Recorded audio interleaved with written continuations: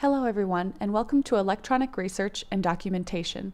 If you're a student in my English 320 Rhetorical Grammar course, then you can use this PowerPoint to learn about different kinds of online database research so that you can find current information about a particular topic on grammar and writing instruction. So let's jump right in. This PowerPoint is meant to increase your information literacy, or your ability to seek and find credible information through research. So I'm going to go over how to use search terms to find information, how to look out for common traps in certain sources that you would use online, and how to use library databases to find more credible research. First, you need to be cautious of the traps of common sources.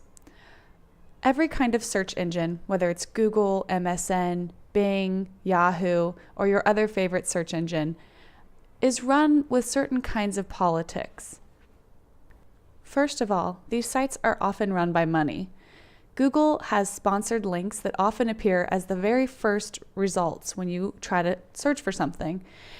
Not only that, but search results are often based on a website's length of time on the web, what kind of code is already embedded into the page to optimize the content, the number of links that are on the site, going into it and going from it, the number of updates that have happened, the amount of content. And for most search engines, this is all done by an algorithm and it's not done by human editors. Speaking of human editors, it's worthwhile to point out that Wikipedia is often criticized by academics as being an unreliable professional resource. This is because Wikipedia is a wiki. It's something that's collaboratively written by an international group of mostly anonymous volunteers. So basically, anyone with internet access can write and make changes to Wikipedia articles, and that's the reason why many professors are uncomfortable with students using it, at least as the only kind of resource that they cite. Wikipedia is a very useful resource for finding something out, maybe getting a general blurb about a historical event or a person in history, but for the most part, it's only a starting ground. Once you get a quick introduction to a topic on Wikipedia or another site, it's important to do more thorough research. And that's where library databases come in very handy. Most of you should already know how to use a library catalog to find relevant books, but you can also find relevant research articles that are published in journals, periodicals, and/or newspapers.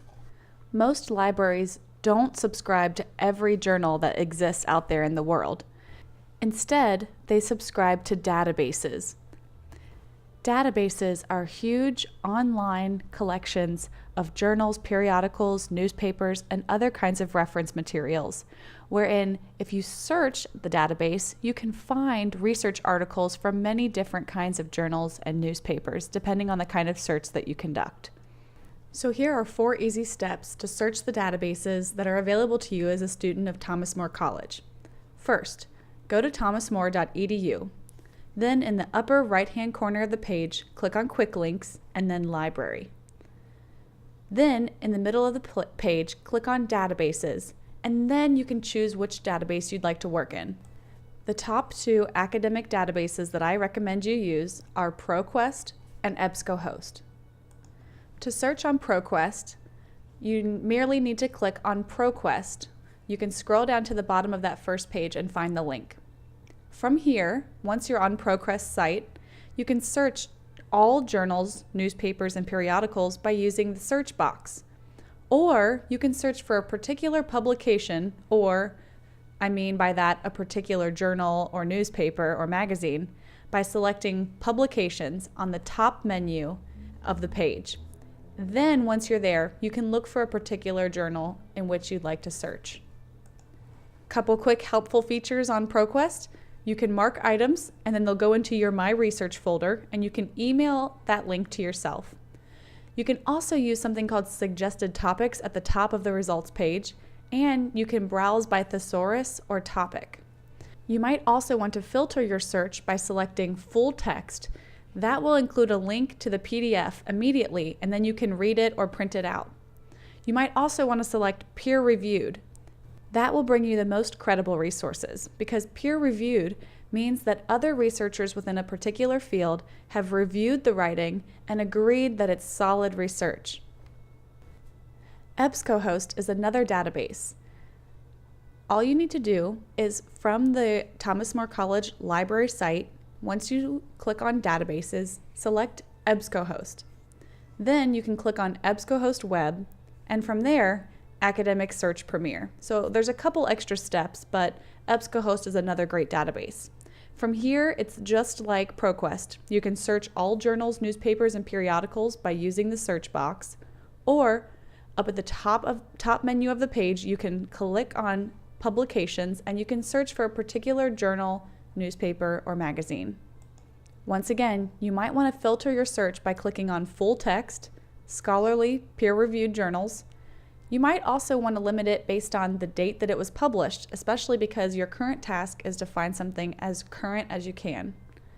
And you can limit it based on publication type. For this project, I recommend that you look for academic journals. You can also look at newspapers and magazines. Just keep in mind, newspapers and magazines will probably just be informing the general public about research that was conducted within a specialized field.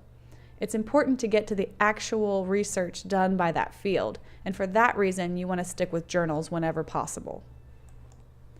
When you're doing a general search on ProQuest or EBSCOhost, you want to generate search terms that will make sense. These searches run based on what's called a Boolean search. That's the most common.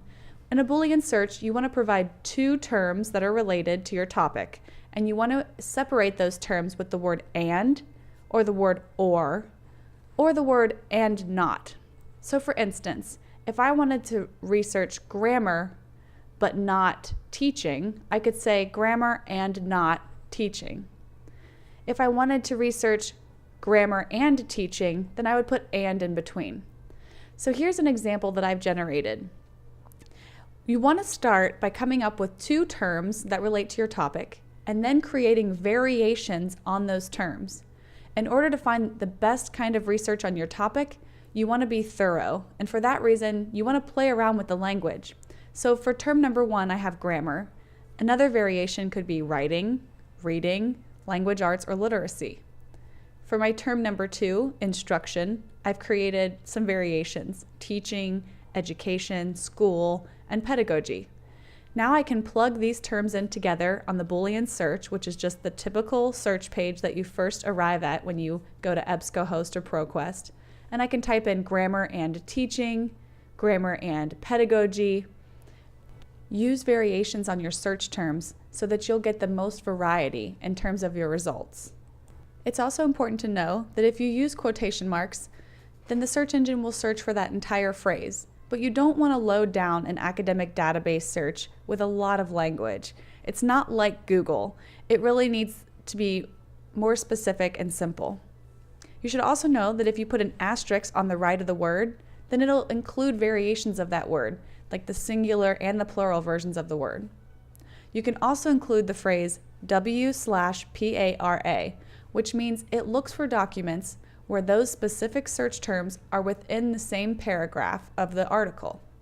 You can also say W/DOC, and that means they'll look to find documents where all of your search terms appear within the document text. And just so you know, these databases have something called stop words. That means that all of these simple words, such as about, can, just, out, those, after, and the rest, are not included as part of the search if you type them into the search box. Remember that if you need to search for something specific like the sound and the fury, you need to use quotation marks in order for the search engine not to just ignore the words the and. Although we're in a computer lab this Tuesday, remember you can do this at home. Your library resources can always be accessed from your home computer by logging in using your Thomas More career account credentials. Okay, so what are your tasks for today? During your computer lab hour today, besides just watching this video, your team must also find 6 articles on grammar and writing instruction that are from at least 2 different peer-reviewed journals. I want you to find articles that are relevant to the topic that you want to write about as a team. If you don't know what topic you want to write about just yet, then find articles that are at least about grammar and writing instruction so that you can start to get some ideas on what current trends and topics are out there. So besides finding 6 articles, I want you to find 3 credible websites, and I'm sure this is the one that's going to give you the most anxiety, 1 relevant book that's currently available at the Thomas More Library, and I want you to go get the book during your hour. Assign someone from your team to get it, and then get back to work, because I want you to get as much as you can done on your team's statement and schedule for Project 1. Remember that that's due by the end of class today, and I'm hoping that you'll be done by the time we start class at 7, but I understand if we need to take a little more time before the class is over to finish up. The last requirement of your statement and schedule is that all of the resources that you found, the 6 articles, the 3 credible websites, and the 1 book, I want you to cite them MLA style in your team's statement and schedule. MLA stands for Modern Language Association, and it's the style guide that's most frequently used when writing about grammar and writing instruction. So in this field, that's what you should be using. If you need to review MLA format, you can click on the link provided here and look at it on the OWL at Purdue, which I think is just a really good source, very easy introduction to MLA, which can be very intimidating. If you need help with this, don't worry, I'll be to the computer lab soon and you can ask me specific questions. In the meantime, get to work. See you soon.